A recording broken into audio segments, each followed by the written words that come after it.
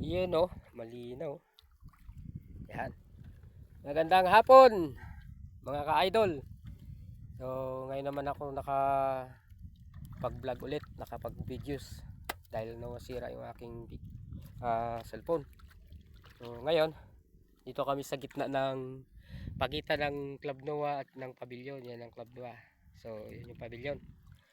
So ito na mga kaibigan. Pakita ko na yung aming huli. Tatlo kami. Yan.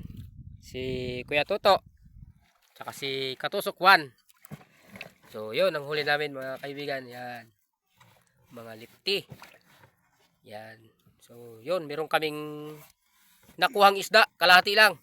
Ayan. Malaki sana. Mga 3 kilo. Kaya lang 1/4 na lang yan. Kinain ang pating. Yan. Sayang. Good size pa naman. Mga putian. Talakitok. Yan.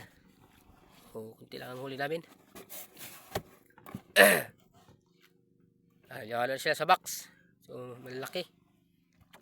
Yan, mga suno. Okay. Yun, no. Meron tong inid. Yan.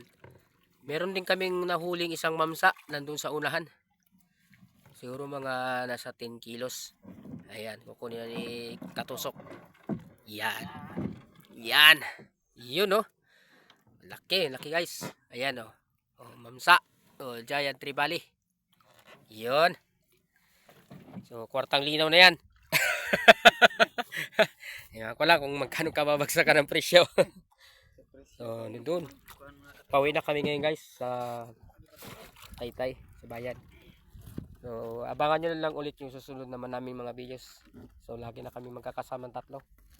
So, kailangan talaga may body-body kapag malaki. So, kailangan mayroong segunda. Sayang din kapag nakabitaw. So, paano guys? Abang-abang ulit. Oh, kaway-kaway mo na. Iyon, oh. Yan. Okay. Thank you.